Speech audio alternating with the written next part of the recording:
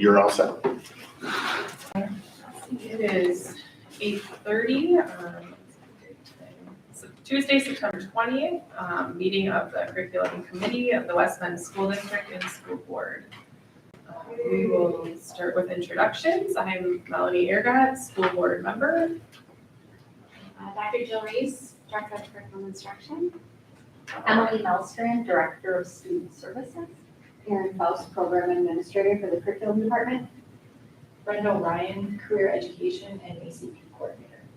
Tim Harder, Director of Libraries, Technology, and Career Education. All right. So we'll start a discussion. Looks like start with textbook updates for graphic design. That'll be presented to Mark. That is me. I will take the first two on the agenda today. So in your packet and up on the screen, we're at that time of the year where we bring forth changes in our career education pathways. And so there's really two ways that we end up here with projected changes. One of them is through, and I'll talk a little bit more about this with our education pathways, through a comprehensive local needs assessment and a program evaluation. The other reason that we often bring an update to the board is related to requirements by Moraine Park. So we offer numerous of our high school career and technical education courses that are articulated so our students are in college credit at the same time here.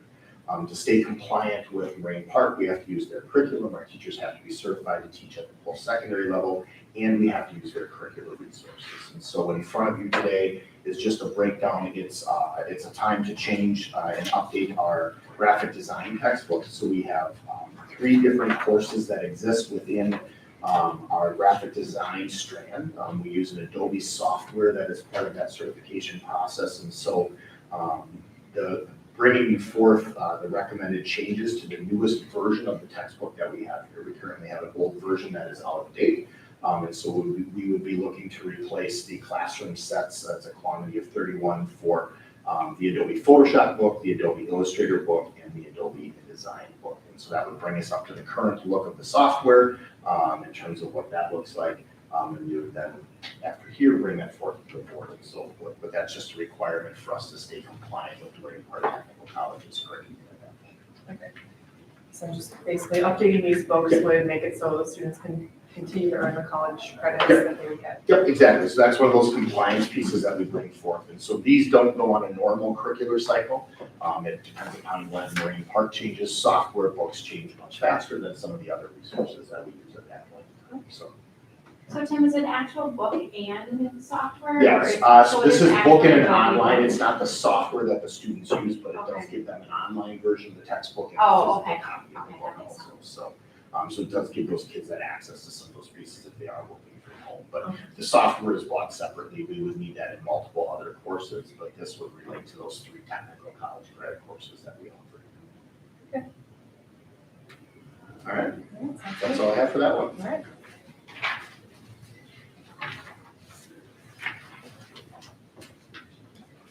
Great, and then the next one up would be the education program of study updates. All right, so as I talked about briefly, we bring forth changes based upon, the Moraine Park Technical College requirements, and what we do is program evaluation in the career at that area. Through federal legislation called Carl Perkins, there's a requirement to every 2 years do a comprehensive local needs assessment.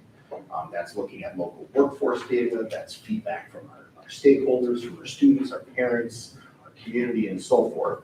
And so I've been working with the team here and with Brenda coming on board as our career and education ACP coordinator. We have been looking at what pathways are we going to update. So the first pathway that we have this year is going to be our education pathway. We would be looking at bringing this into play for next school year for the start of that as it goes through the process if the board were to approve it. We did a similar process last year. We went through and we updated our computer science and information technology pieces as we go with that. And so currently we offer an education pathway that is completely childcare focused. It has one education type course at the beginning called Intro to Educational Practices. That is an elective, but it is heavily predominant all about early childhood education through 4A. So our teacher, Amber, has a phenomenal relationship with our 4K partners that we have in the district, some of our other daycares and so forth in there with Moraine Park. But as you can see, any child who wants to go on and learn about K-12 education just doesn't have a lot of options for them in high school at this point in time. And so we've heard that feedback from our students. We obviously know that the workforce data shows that we have a teacher shortage and so forth there. And so as we did this review, we've been working on this for a little bit over a year, and then Brenda coming on this fall has helped us finish some of those pieces off with Amber, is we have some recommended changes to both the child care pathway and then some additional courses to serve our students, some with some different options there. So as we look at our education pathway review, we're bringing 3 recommendations to the process. The first one is to streamline our child care pathway. To shrink it down just a little bit and make it a little bit easier for our students to get through that pathway. When we talk to our counselors, often we hear about the longer that pathway is drawn out, it's tougher for the child to get through between their freshman year and their senior year and finish that pathway off. And ultimately, a lot of those kids are trying to get to those higher end courses because that's where you typically will see your college credits articulated, that's where your work-based learning experiences are, all of those things. That really helps a kid determine, do I want to go into this career field? Through our study, we are also bringing forth 2 recommendations. We are going to be bringing forth a recommendation to add a K-12 general education pathway. So really for any student who wants to go into any sort of educational field at that point in time. And then about a year and a half ago, we were presented with a unique opportunity, and we know this in our workforce data. We also have a high need for special education teachers. And Emily and her team sees this on a regular basis here, if you talk with Lenny and HR and so forth. So we have found a way to also bring our students an opportunity to have a special education pathway specific to them. And so we'll walk through a few of those pieces today. In reviewing our early childhood pathway, a couple of minor changes to that. The first thing that we would do is we are going to take and we are going to open up our introductory class and open it up to freshmen. Currently, it's a 10 through 12 class. We're going to open it up so that our freshmen can start in that pathway as they go on. Our freshmen get a limited number of electives that they can take, but for those students to be able to kick that off right away, we want them to be able to do that. The second recommendation we have is we have a class called Family and Community Relationships that sits in this pathway. It doesn't really fit in this new early childhood pathway.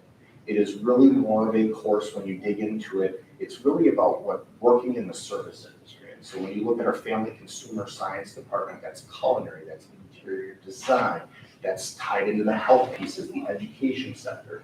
And so our recommendation is to move that class out as a piece of that early childhood pathway and just make it a standalone elective about working in the service industry. And then, for anybody who's interested, you can click in and actually see the course syllabi and units and the textbook information for that. And so that would stand as an elective for our students to gain access to if they wanted to take that, but not a requirement to enter the early childhood pathway or a step in that process. It helps some kids up from getting further in the pathway in terms of where we were going to go. So when we look at that, what comes with that is we do have a couple of those required textbook changes, just like we talked about with the graphic design changes. As we update our curriculum, now would be the time to update to the newest version and the requirements in our 2 TC credited courses within the early childhood pathway. So our students are able to earn credits in a Foundations of Early Childhood Education course, and then an Infant and Toddler Development course. And then these textbooks would then mirror what Moraine Park has to offer and allow us to be compliant for that. And so when you look at our new pathway, it shrinks down compared to what it was before. If you look at the previous slide, we had 3 more classes on there and so forth. It has shrunk down where our kids can start right away at that 9th grade level if they so choose.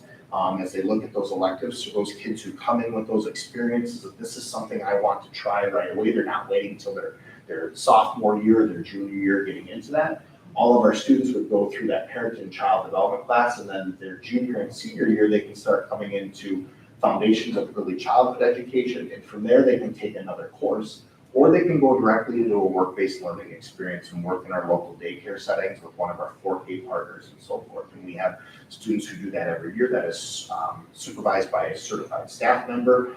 Those students have to go out. They meet DPI requirements from the state to go through that, and they do that work-based learning experience within the community. We have one student who's doing their self up here, but we've had people at the Y, we've had people at Learning Word, a variety of different businesses. So those would be our updates to the early childhood pathway. Any questions on that portion? No, I like that, you've made it so, kids can get all of those classes in if they choose to do that. I like starting that a little bit earlier. So yeah, so it's a way to get them in there, and we have a high need when you look at workforce data in Washington County and the surrounding areas. Typically we would go Washington County and then we go to the WOW counties, so that's Waukesha, Ozaukee, and Washington counties. There's constantly a high need. If I called up Rob Johnson at Y today and said I had 5 teachers who could start tomorrow, he would probably have 5 spots for them. And so we know that's a need and that's an opportunity for our students here. So as we've been kind of going through that, we have learned that we want to open up a K-12 education pathway. So this is where a lot of our data review has been going on over the last year. And when we started this, it was very narrowly focused, and we have looked at a way to offer up 2 pathways for our students. And this slide is an overview of what we would do is we would start with a introductory course. We currently have a course called Intro to Educational Practices, which is geared towards childcare, because that's all we had to offer. We would replace that with a course called Introduction to Teaching and Learning, talking about careers in the teaching industry, talking about different philosophies around teaching and so forth as we go there. That would become a prerequisite course for our students before they would go into either the K-12 education pathway or the special education pathway. So that would give me an opportunity to sit in that course and go, wow, I didn't even know that I could be a speech and language pathologist or a school psych, or, I just wanted to be a middle school science teacher, but, there's all these opportunities to teach STEM or something like that, and sort of broaden kids' minds. We from there would go into and offer 2 separate pathways out. The first one would be a general education pathway. It would be in partnership with UW-Oshkosh. So they have a program called CAP, which is where we would offer their courses here, just like we do with Moraine Park Technical College. And we would offer 2 courses, Introduction to Education Policy and Individual School and Society. Students would earn or could earn 3 college credits through UW-Oshkosh for each of the courses that they offer. Our recommendation would be that we are offering those courses locally here with our teacher, and I'll talk a little bit about that more. And then we wanted to provide an opportunity for our students who want to go into special education. I was just looking at data the other day. I get the joy of onboarding all of our new teachers who come into the system. We are growing our own special education teachers here through our aid process, but we also have many of our own students returning, that graduated from West Bend, have gone through college and have come back to be special education teachers for us. And so we wanted to provide that opportunity. So we are recommending 2 courses, Introduction to Human Development and Introduction to Special Education. And that would be offered through UW Whitewater in a program everybody has to have their own acronym, so they call theirs POP. And so our students would again be able to earn 3 credits for each course. And then we would update our work-based learning experiences at the end of that pathway and change that to co-op in a classroom for our students. So then to give you a look of what that would look like, this is what our special education pathway would look like. We would have the ability for our students to start with that introduction in teaching and learning. And so they would go through the process and take that and decide, okay, what is it that I really want to work on? What do I want to do? What does that look like, etc. And then the students can come in, they can take 1 of 2 courses, and then they can take the second course. They get to pick if they want to take human development first, or if they want to take Intro to Special Education first. This would be asynchronous through UW Whitewater, so it would be their professors or their staff teaching the course. Our students would go online. We do have the ability for us, if we have high enrollment, we'd have to work with Emily on this. We actually have the ability to have our own special education staff teach this. So the Council for Higher Education requires a master's degree in the content area to offer that. So we would look to do that if all of a sudden we had 35 students who were interested in Intro to Special Education every year. We would come back to the table and have a conversation with Emily and Lenny about how could we staff that locally with a staff member here. To start off, knowing our staffing numbers and everything else as we bring this on, we would give our students that opportunity. They can earn that college credit at 3 credits per class. And then our students have the ability to earn their paraprofessional license upon completion of both courses. They have to then take 1 of 2 exams that they can take. One of them is the ACT Work Keys. Each district sets up which one they want to offer at that point in time. And we would work with our Human Resources Department here. But our students then would be able to have that certificate when they go into college. So they could be working during summer school, they could be working part-time in college. I know Aaron's always looking for aides during summer school to come in. So we have a homegrown way of providing those work-based learning experiences right here for those kids to earn that certification at that point. I have a question. You bet. Are those classes just a semester long? Yeah, so Okay, these are so you semester could take courses. both Yes, so you could classes. you could start this pathway your 11th grade year in high school and get through it by the time you're done as a senior. So, yeah, and there's nothing that says, Melanie, that a student couldn't take both in their schedule. So if they had enough room in their schedule, they could take both of those 5 courses instead of taking 2 face-to-face courses in a different area. Okay. So the nice part is we do have the ability to bring that in-house if we want to. And even if we brought it in-house and all of a sudden we don't have staff, we don't have numbers, we can always shift it back to the virtual side of the cells. So the student, would they be in the building here, just doing it virtually on a computer? Choice, students would have the choice to work in our library or whatever, or they could go home and work at that point in time, just like Aaron's students in the virtual program are working from home. So it provides some flexibility to the kids and provides some opportunities that we are guaranteeing no matter what our staffing is at here, we could still offer this program for those. So more of a hybrid version probably. Yeah, so yeah, it depends upon how we do that, but no matter what. Based on their schedule or Yeah, whatever. and no matter what, we basically are guaranteeing we will not cut this pathway because all of a sudden I don't have a special education teacher with a master's in SPED. Or I started this pathway and now this year we only have 8 kids who signed up for intro to special ed. So now you And I have want to take it, Yeah. now I don't have it, we're not having to play by the same rules with some of our other elective courses. I can just say, you know what, Melanie, you can take that virtually online through Whitewater, go into Canvas there and take your course at that point. Okay. And then I have a question too about like the credits for these, since they're through different universities, are those transferable? Like if Yep. it's- So the universities will say they are transferable everywhere. We know that transfer credits, Brenda and I just talked about this the other day. It's getting much better at the university level, but for example, Joe and I both graduated with our undergraduate teaching from UW Stout. That intro to special education course, we had to take the same or similar course at UW Stout, it would transfer in into the course. So it followed the UW's rules at that point in time, but we selected the types of courses that you are going to take if I was going to get a special education degree at Whitewater or UW Oshkosh or whoever else would offer. So you can get a little bit ahead of the Yes. game before you start. Yeah, and some universities will even bring that in, let's say I decide not to go into education, but there's a related field, let's say I'm gonna go into psychology, they may take that human development course and still accept that as an elective credit towards your degree in there.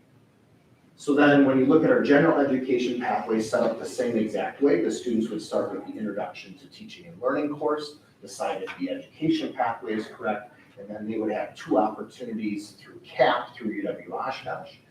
In that cooperative agreement that they have there, they can possibly earn 3 credits per course and then go into that co-op in the classroom. That co-op in the classroom work-based learning experience would be with us in our district here. So we would place those kids in whatever appropriate work-based learning experience that would be for them working with our staff here and earning that credit there.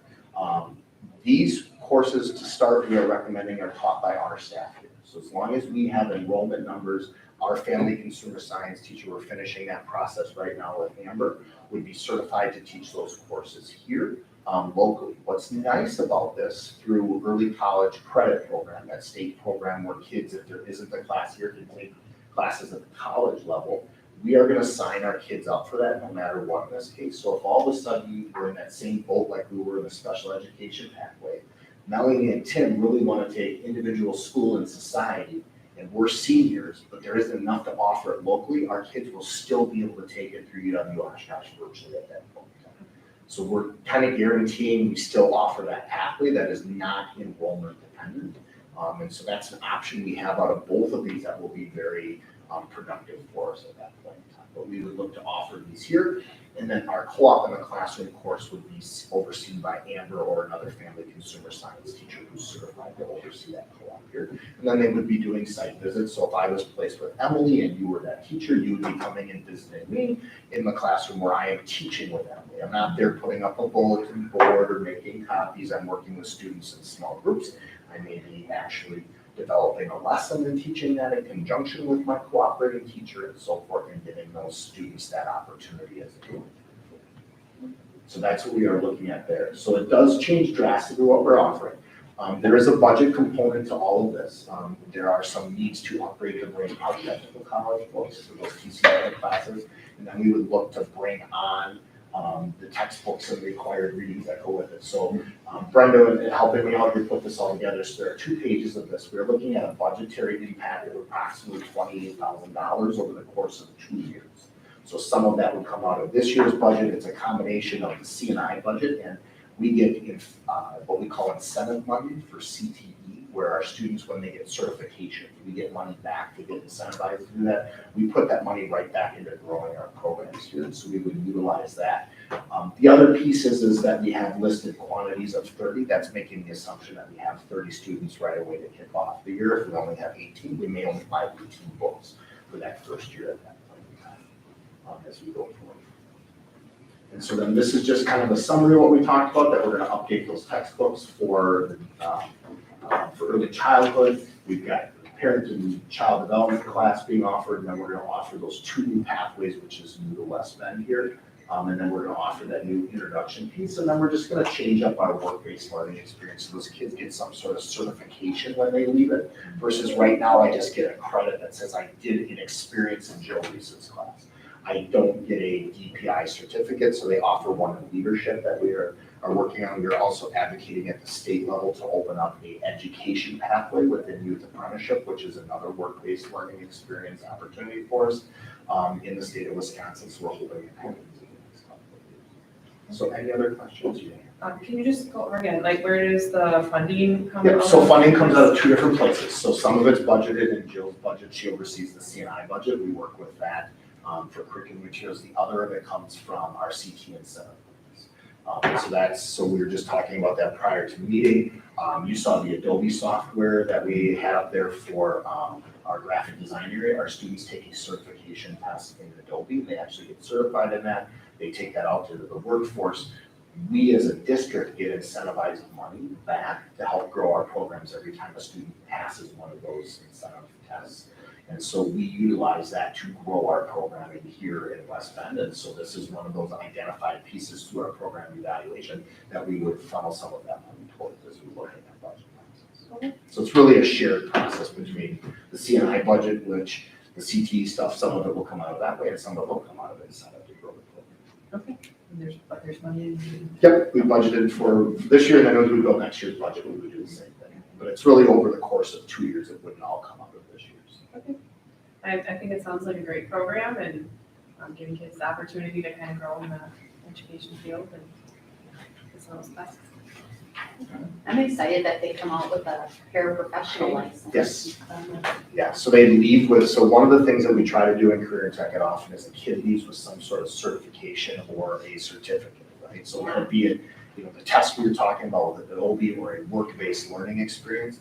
Those kids can come out with something real, graduate high school at the age of 18, work for Aaron for summer school, could be attending whatever university and working part-time or whatever else and getting real life experience to kick off to where they want to go at that point. And for some of them, maybe that's just their career path and it is that paraprofessional license. For others, it's that I think Emily, maybe you know better, but I can name numerous people that I've onboarded that I knew them as a special education aide who are now have gone back and got their special ed license and have become a special education teacher for us. So kind of our homegrown piece. The other piece we will work with Lenny Hansen and HR to look at some sort of incentive program to get our kids who went through this program successfully to come back and work for us. So we've thrown out ideas of that signing bonuses. Other districts do things of, guaranteed interviews if you're licensed for that. But how do I get the kids that we are starting to kick off in this pathway to come back here and work for us at that point in time? So those will be some pieces of work on over the next couple of years. All right, then we will bring this forward in October at the board for presentation and then approval then at the second board meeting. Okay. All right, thank you very much. Next, we will move on to update on upcoming out-of-state trips. So I'm just doing a public service announcement on out-of-state trips. So we are out of order with that on the board agenda, and so I just wanted to make sure that this committee knows that. So that came to the board for discussion last Monday, but because of the annual meeting, it won't come back until October 10th. And October 10th isn't normally a day where we get action. but it will be coming back for action on that day. So I just wanted to mention that because it's an issue. Okay. All right, and then next up is the second step digital platform updates. All right. Thank you for the opportunity to touch base on this. I will do my best here to navigate this mouse. Okay. So my goal today is, they're the same, Melanie, I apologize. I think I put two there thinking Tommy was here and then realizing that it's just you two. So what I'd like to do is I'd first like to start by just giving a little bit of background information, and then I'll kind of unpack some of the updates that were made. So second step is the primary resource that we use as part of our social emotional learning curriculum. And just a little bit of background, the curriculum was board approved last school year. So grades 4K through 6 were approved in October. And then the middle level version was approved in November. And so the board approved the social emotional learning curriculum. And then second step is the primary resource for that curriculum. And what makes it a little bit unique is it's a digital platform. So when you think about some of the different primary resources that Tim was just speaking about, those are textbook versions, which means they're a static version, right? Until you purchase a new textbook, the content remains exactly the same. With a digital platform, there's a little bit more variability in that the publisher can make modifications to that annually. And what was really important to me and my team in this is when the board approved second step as that primary resource last fall, one of the assurances that we had given at that point in time is transparency around if there's an update, we're going to come back and share that update. And that's what I wanted to do today, is really just go through what are the changes and how do they impact the work that we're doing. So a little bit more background. When we went forward to the board with the request to approve that social emotional learning curriculum, we paired with that a district communication plan. So there's a really specific prescribed communication plan that requires individual buildings to be previewing for parents. This is the upcoming lesson.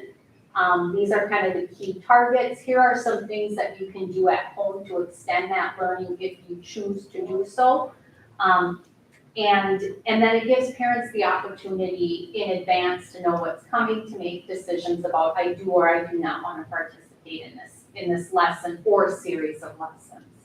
So my goal today is to simply share out the updates made to the primary resource for the social emotional learning curriculum, and that is second step. This isn't an action item, really intended for discussion and to make sure that our board and our community is aware of the digital platform update. Okay.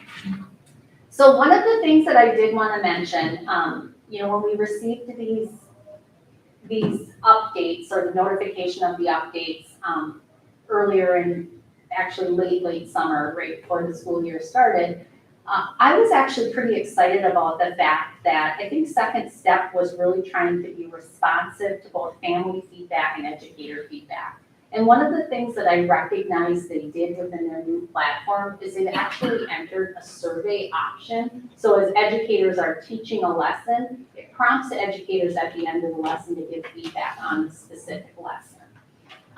But what was really interesting to me is we actually gave them quite pretty extensive feedback based upon the community review last year. So every time we received feedback from the community, we'd unpack that at a committee meeting like this and make recommendations for changes or elimination of content. But then the next step was we would communicate that back to our rep and say, hey, these are the things that our community is talking about. These are some of the things that we're wondering about in terms of modification to content. And when I got the list of updates, it was pretty recognizable that they were in attention to some of that feedback that we had given them. And I'm I'm not presumptuous enough to assume that they're just listening to West Bend School District, but There's probably a lot of other people. I think commenting as there well. were some similar things that they were being responsive to. So that's what I wanted to take a couple of minutes to unpack. And I'm gonna see, oh, actually, I have to jump over here, don't I, Tim? Yes, it should be open right next. Okay, so Melanie, what I'm actually gonna do, So that's in the bigger. I was just gonna say, I'm gonna actually look at my copy because there's no way that I can see See that. that? Come on, your glasses are protected. But I'm linking, no, these are my readers and I don't know how to operate them from close up to far away. So I'm gonna actually work through this document called Second Step Platform Changes. And just to kind of orient you to the document, basically what I did is I went through the entire list of changes. I identified the grade, the unit and lesson, the lesson title. I transposed the description that Second Step gave us as an update. And then I tried to provide some additional clarifying information.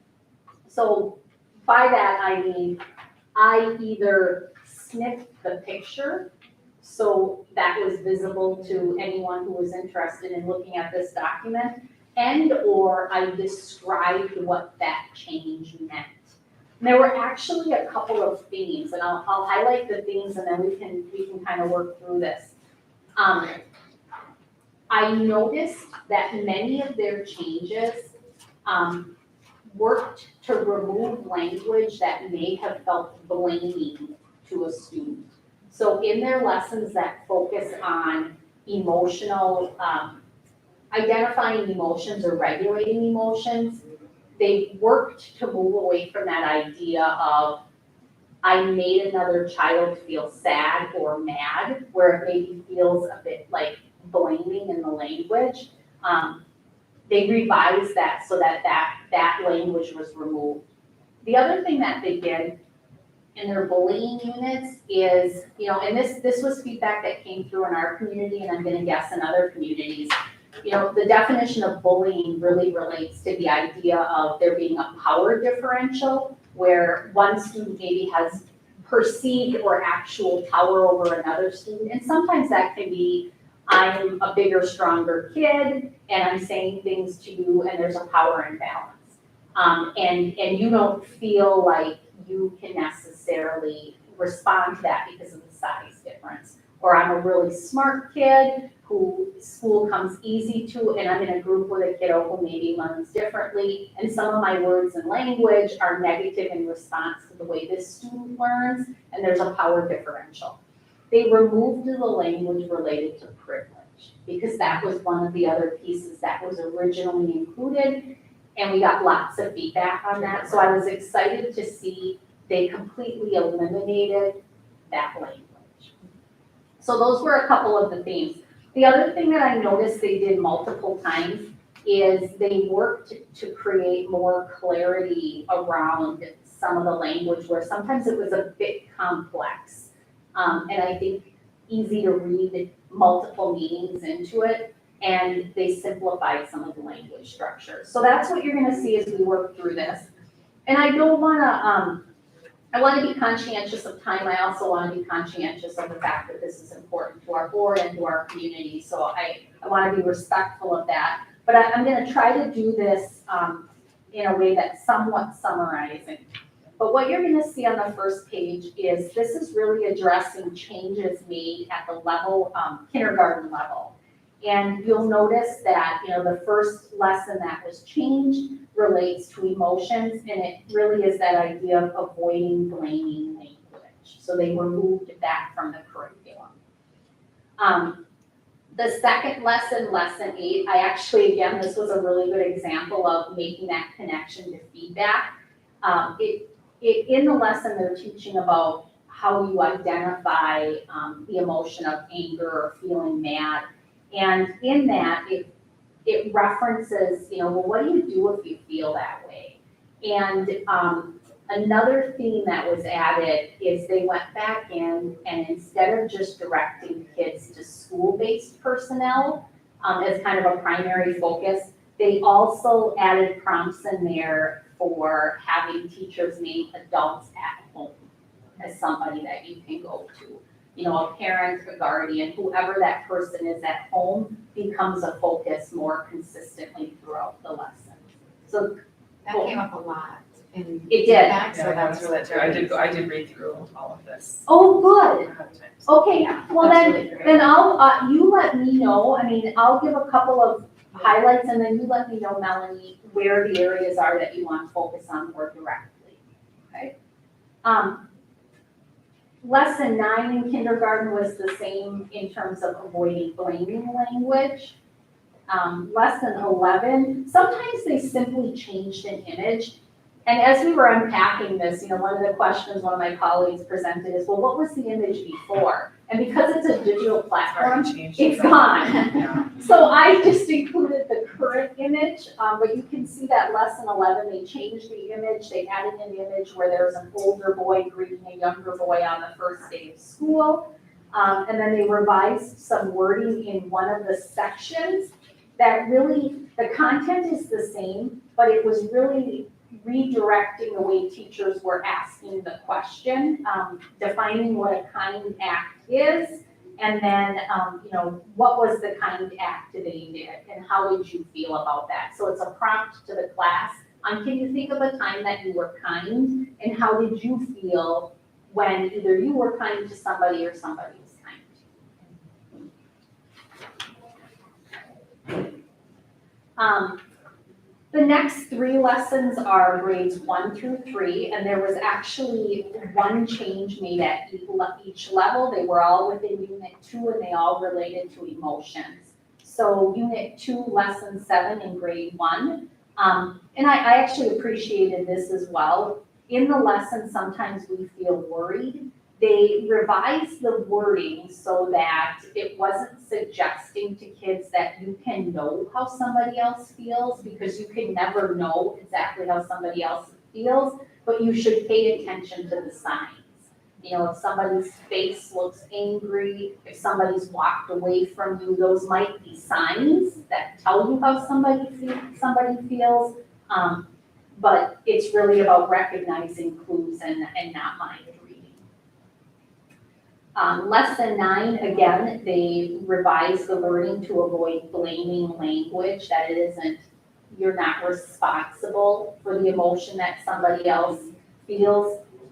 It doesn't mean that you can't impact it, but it's not your responsibility. And then the last lesson in the elementary actually added a character description or a scenario that included an individual with a disability. And that was feedback. It didn't necessarily come through our community, but there was feedback about the fact that throughout the platform, there really wasn't acknowledgement of individuals with disabilities. If that makes sense.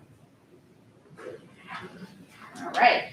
So the next section, and this is kind of interesting because the middle level section is 6th, 7th, and 8th grade. But when our board approved social emotional learning as a curriculum and then the resource, we actually approved 4K6 is 1 unit, and we pulled 7 and 8 out. And the reason for that was the majority of our community feedback and really the area where we did the most work in terms of making modifications was at the 7th and 8th level. So this is middle school that we're gonna work through, but I just wanted to highlight that variation. So the first couple lessons that were modified really related to just, they gave us every little revision. There wasn't any new content added, but what they basically did was add a slide that detailed out the steps of a goal. So rather than having them embedded in like a paragraph or across multiple slides, one slide that says, these are the 3 steps for reaching a goal. And you can see I actually just snipped and put them right in there so you could look at them. You can see how it bolds the item that aligns with that particular lesson. Does that make sense? Okay. And then the next page is highlighting grade 6, unit 2, lesson 8, and this relates to bullying.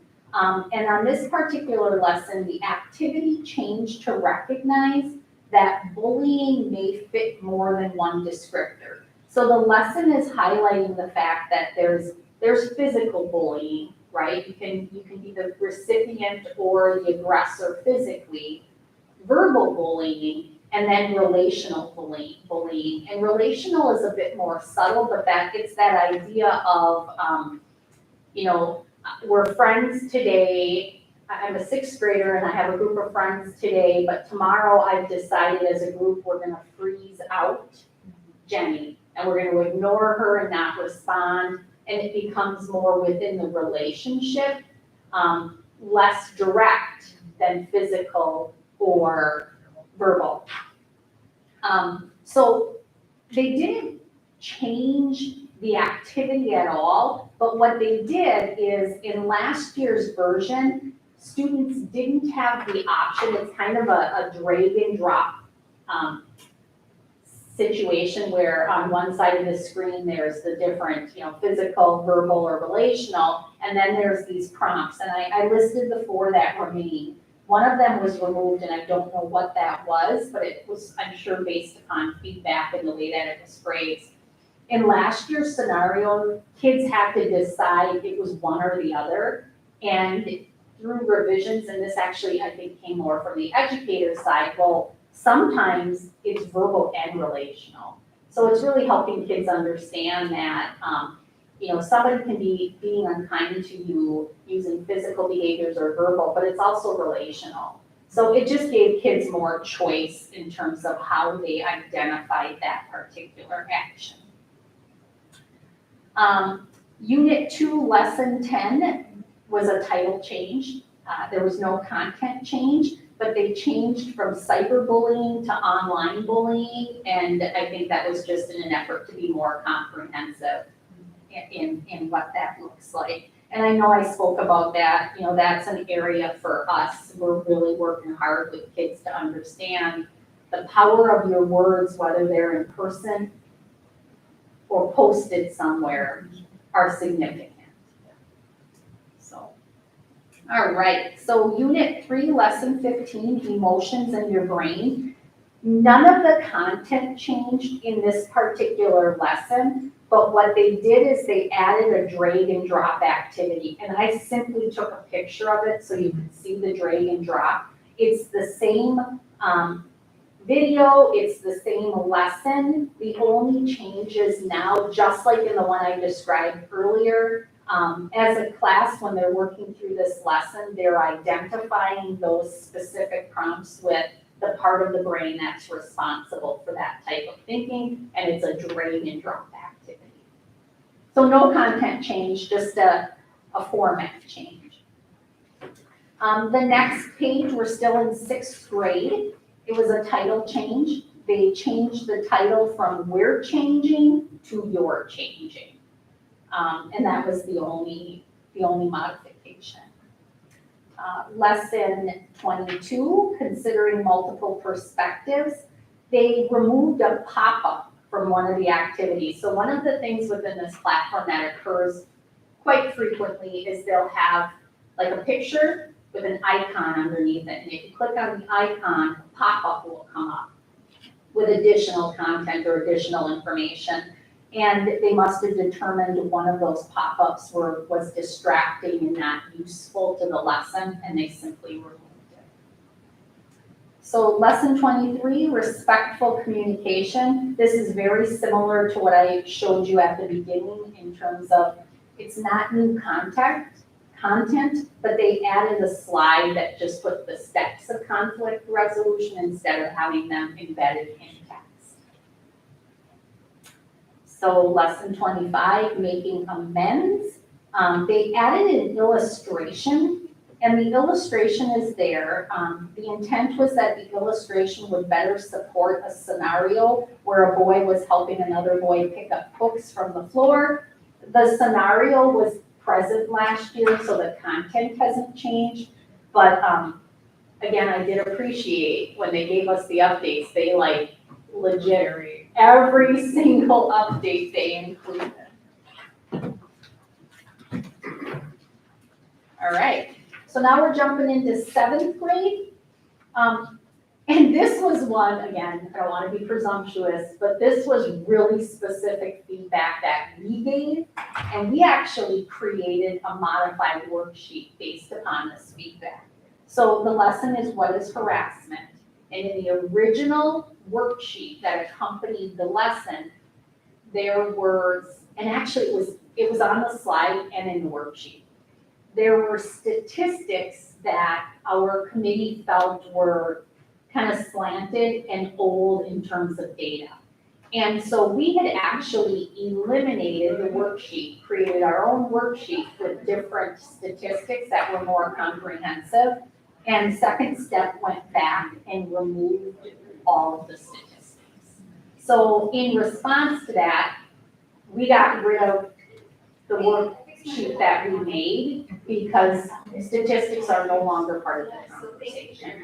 And I do believe they did that, recognizing that when you pick 3 statistics out of how many that exist, you potentially send a message that you're not intending to send. And so they simply pulled it up. And then they did, again, they must have received feedback about the fact that they were not acknowledging the impact of some of these things on students with disabilities. They added a scenario about a boy who is hearing impaired and wears hearing aids as a potential, instead of focusing on some of the other things that connect to harassment, they're also highlighting that individuals with disabilities. Yep. Lesson 9, what is sexual harassment? The content of the lesson did not change at all, but they added the illustration that I included in this document, where 3 girls who are laughing at a boy. Lesson 14, still in 7th grade, emotions matter. They revised the teacher script example. So in addition to the platform that you see when you're teaching, the teacher has a lesson plan, and sometimes, well, every one of the lesson plans will include prompts for discussion. And one of the prompts related initially, and in this one they actually explained, they didn't just say we eliminated it, they said last year the scenario focused on an adult and a student where there was some conflict. They changed it to 2 adults. I think in preservation of not wanting kids to feel uncomfortable about an adult-student disagreement. And they talked about 2 adults, my neighbor, I was running late, and I was rude to my neighbor, who was an adult versus a student. So lesson 15, again, there wasn't content change, it was simply one of those drag and drops were added. So the same content, but they added the option to drag and drop instead of just question and what's the answer. Lesson 16, unhelpful thoughts.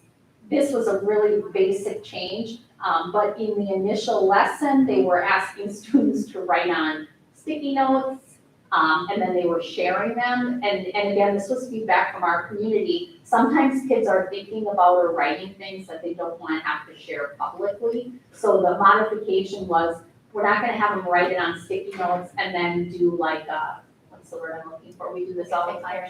Yeah, a think, pair, share, but they just are prompting kids to write it on your own paper, and it's for your own personal consideration. Lesson 17 was simply a title change from reframing unhelpful thoughts to reframing the situation. Lesson 20, what makes conflict? What makes conflict escalate? They added an illustration. They didn't change any of the content, but they added an illustration showing 2 boys arguing over a soccer game. And then that image also appears later on in lesson 23. Lesson 22, conflicts and perspectives. They added another illustration to the activity section showing Brian and his teacher. The content doesn't change from what was approved to now, but I did include the lesson content in there because I wanted you to have the opportunity to look at that. It's the same content. And really focusing on Brian's grade is low and he thinks the teacher doesn't like him, and it's that idea of, well, how else could he reframe the situation and use different strategies to work through that. So the next two lessons, I wanted to include them because I wanted to be comprehensive, but the changes in both of these lessons don't impact our implementation because those were actually lessons that we opted not to include in our use of the platform. But I did acknowledge those in there for review. So we're in 8th grade. Lesson 8 is understanding bullying. There's a revised warm-up question, and really the change was, as they described it, they made it more open-ended and less leading to students, and just saying, what do you think of when you hear this word? Allowing students to be thoughtful about that in a more open-ended way. And then they removed a survey question from the warm-up activity, and they didn't acknowledge what it is, but it's gone. Effective. Yeah. Lesson 9, social factors that contribute to bullying. They revised a scenario related to harassment. The original scenario was focused on the character's heritage. And they revised the scenario to focus on the language spoken rather than the character's heritage. And I think that that was actually very much in response to, again, I know it wasn't just our community, but community-based feedback. And then this is also where they removed the word privilege from the social factors that contribute to bullying and focused solely on a power imbalance not related to privilege.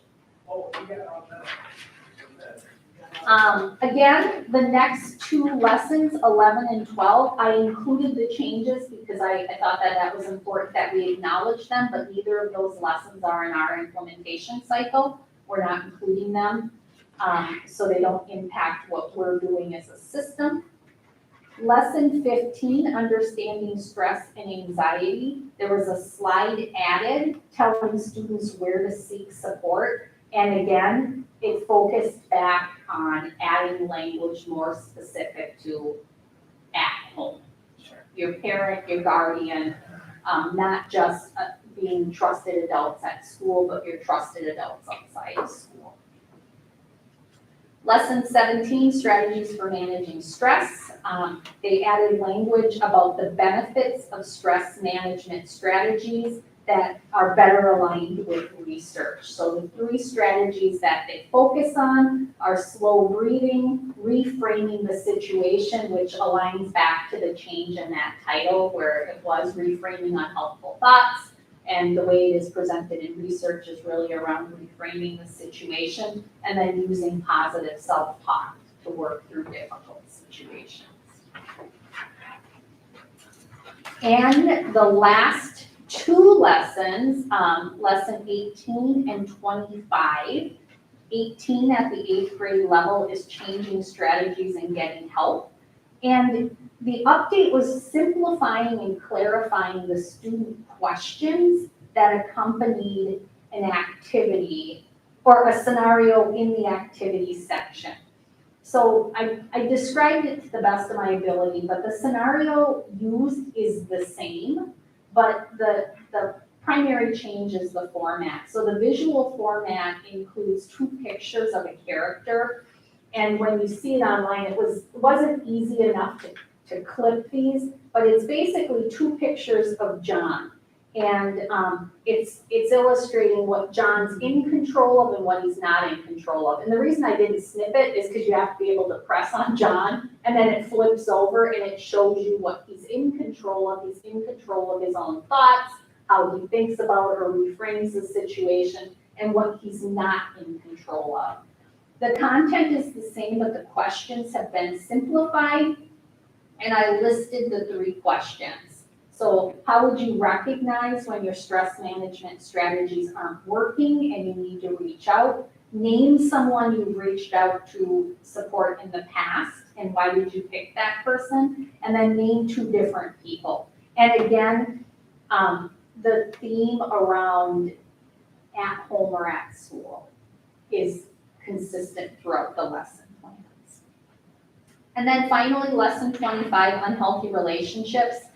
The only change was, I think it wasn't specified, but I think the feedback suggested that the way the text was written might have suggested to kids that an unhealthy relationship is only a romantic relationship. And that's not what we want our 7th and 8th graders to believe, because an unhealthy relationship could be you and your buddy, if they're pressuring you into things that you don't or don't want to or shouldn't be doing, if they're treating you in an unkind way.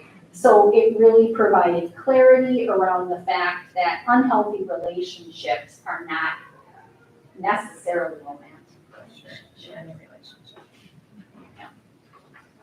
So, I'm gonna jump back and then any thoughts or questions or suggestions, but, I did wanna just highlight a couple of other considerations. So all of the changes to the platform have already, I've been working on updating our curriculum document. So if you go out onto the internet, we had that pretty comprehensive look at the social emotional learning curriculum. All of the changes have been updated, so if there's a title change, I've highlighted some of the key content changes within that document. It's also been updated in the family communication document, so the communication aligns with those updated changes. I did want to highlight again, we're working really hard around that communication piece because we want families to have that ahead of time. Because families do have the opportunity to opt out, and we have an opt-out form that principals are sending home to families in advance. And families are able to opt out if they choose to do that. And if there is a family who hasn't received that or has missed that, and that's important for them, they simply need to reach out to the building principal, and we're gonna honor that request. So I know that was a lot. Questions? You said there's not gonna be any action on this, this is just presenting it for transparency for people. Yep. Okay.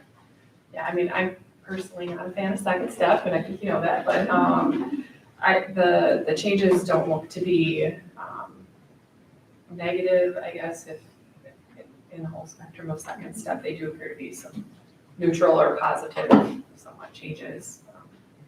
Although, you know, I don't prefer it. Yeah, So, and I appreciate that, and I appreciate your honesty about that, and I very much respect that, perspective. And I agree with you in that, you know, when we got our list of updates, because we don't know with certainty that updates are gonna be made annually. It's really being responsive to feedback. And so when we got those updates and I started unpacking them, and again, I don't need to be presumptuous or arrogant like West Bend School District made the impact, but I was like, you know what?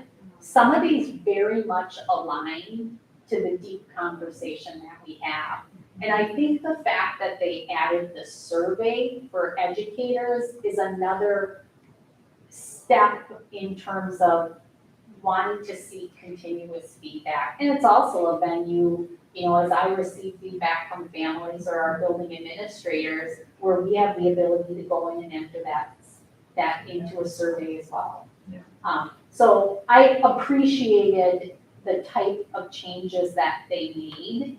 And I do very much appreciate and respect your. and I appreciate that you put it all together in this, you know, to lay it all out, and so the public can access this online, right? Absolutely. Is it just under like the second step section on the website, or just from, like through the board docs? So they can, this specific document through board docs, but all of the changes have been updated on that forward-facing curriculum guide Okay. and in the communication guide. So as those come home, they reflect the changes.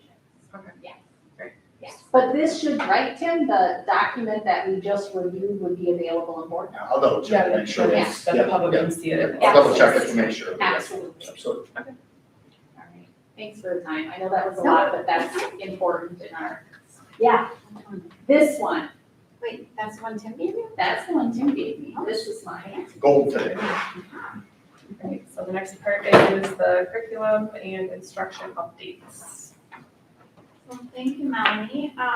So this is just an intent on kind of sharing with you, because we've had a little bit of a reorg with Laura's leaving and just some things that are going on. So this is just a very kind of precursory overview of some things that are going on.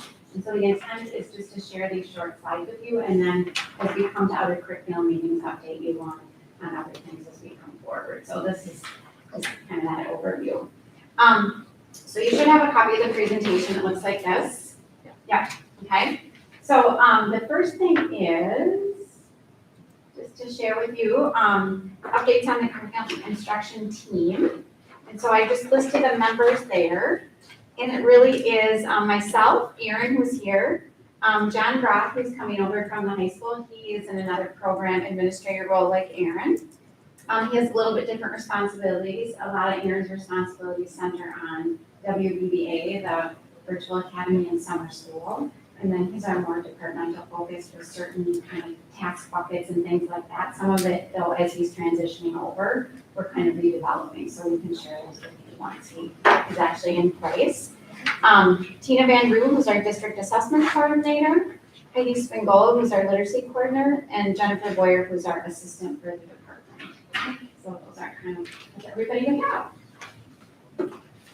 The next thing that I believe, and I'm not sure where this was shared or not, but one of my beliefs with the department is really to understand that we as a department have goals that we're working towards and that we bring forward and we check data on. Because as a curriculum instruction department, we really oversee student achievement in the district. And so it must be something that we focus on and continually come back to. So I just wanted to share with you kind of our overarching goals. I will bring back to this committee our long-range goal plan and share that with you with our short and long-range goals on it in a separate meeting, but I wanted to just give you kind of a cursory overview of those goals. So the way those goals are set up is we have long-range goals and short-range goals. And the long-range goals are 3 years. And this is very similar to the district strategic plan also. And then we have short-range goals that are a year in underneath buckets. Now, because we didn't start this goal plan until last November, and so as we met as a team, we decided that that first year is really like a year and a half. So it was that November to the end of last year, but through this year. So the first year's, the first smaller range goal is a little bit longer. So it's a year and a half, and then we'll have the next year and the next year. So it's slightly different. But we have a literacy goal, and so really that we do an incremental 5% increase over the next 3 years. We also have the same thing for math, and we looked at 5% increase.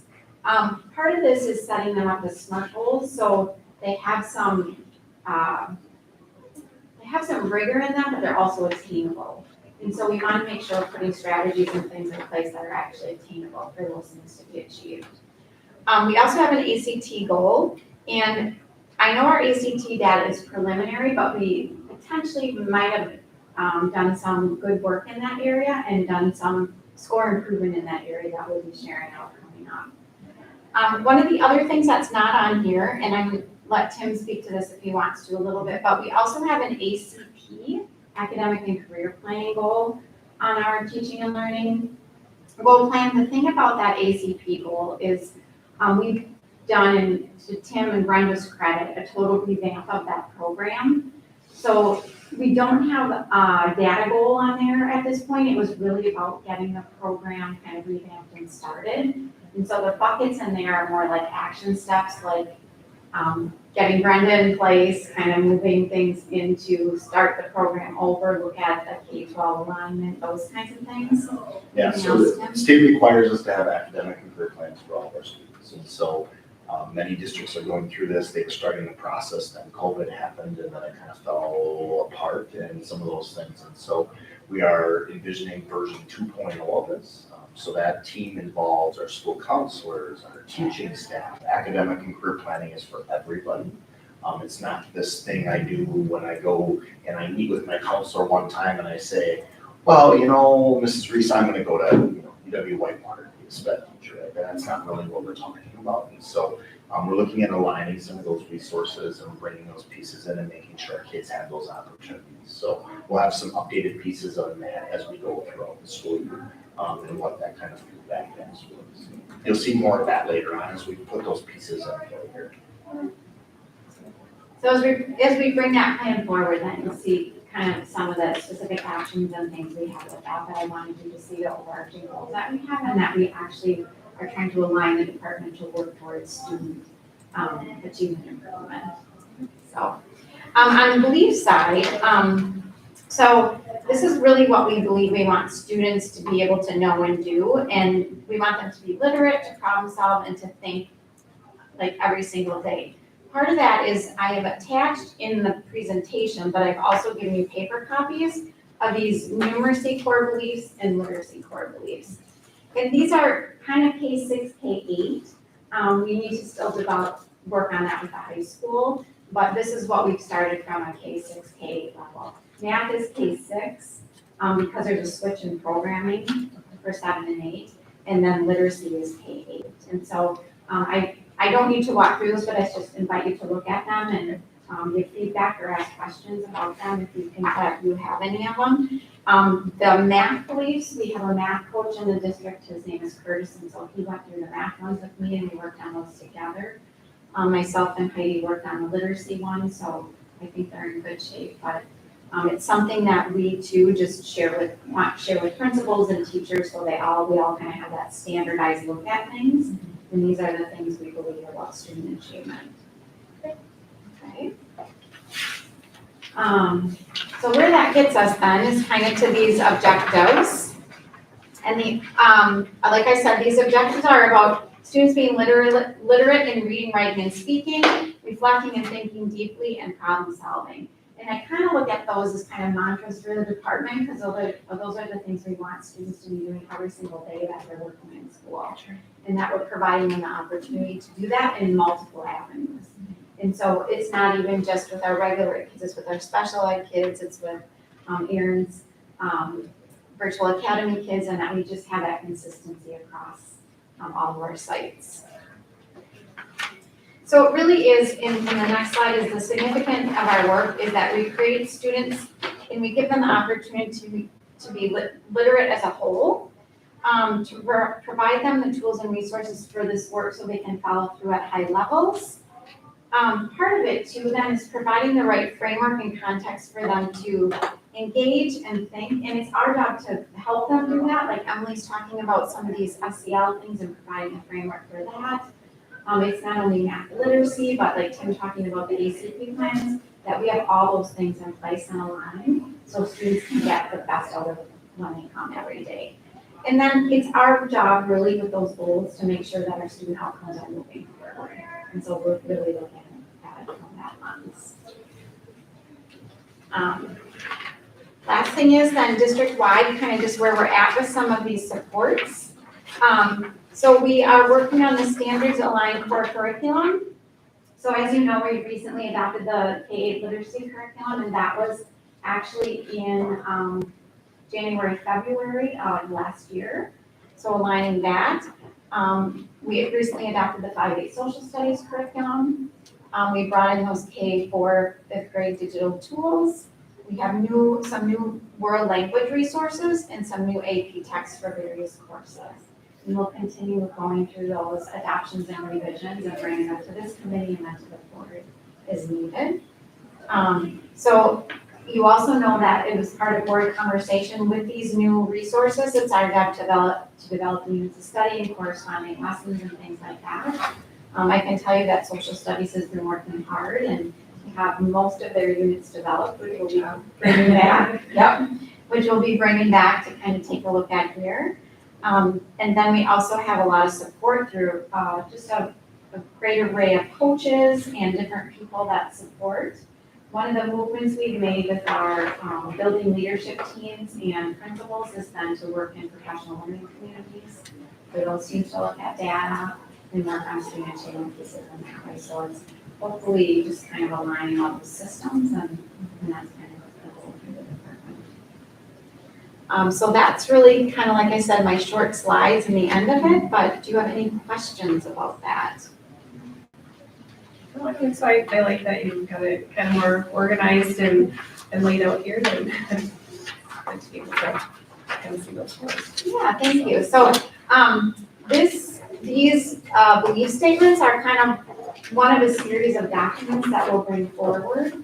I'm going to be meeting with the superintendent just kind of about our curriculum cycles and things like that, so we'll be bringing those things forward also. At a future curriculum meeting? Okay. Yeah, curriculum meeting, and then some of these things go forward to the board, some are just for information at curriculum committee, but we'll discern what those things are too. Okay. Okay. Sounds good. And so the things coming forward at the next meetings will be the Two for me. two for you. Okay. And so I believe we too may have some type of curriculum cycle document or curriculum plan document that will come forward at that meeting too. Like I said, I have a meeting with the superintendent to iron that out and then we'll place that on the agenda if it's For October. For the curriculum committee or for the school, for the full board? Okay, that's what Yes. I thought. And then- The curriculum committee. Okay. And then again, just a reminder, out of state trips are on that weird, they're out of order, but October 10th. Sure. I'm sure that wouldn't be a problem. Yeah. So. I don't think anybody had too many questions on this. No, I think that's pretty standard. I don't know, I honestly don't know if dance goes to that competition every year. I thought it was every couple years, so that might be a little bit different, but yes. Good opportunities. It's a great opportunity. Yeah, it's really cool. Excited for our wrestler. Yeah. Anybody have anything else or shall we? I think we're done. Adjourn? Okay. So we will adjourn the meeting here. What is it, 9:40? Perfect. Thank you, Melanie. Thank you, Melanie.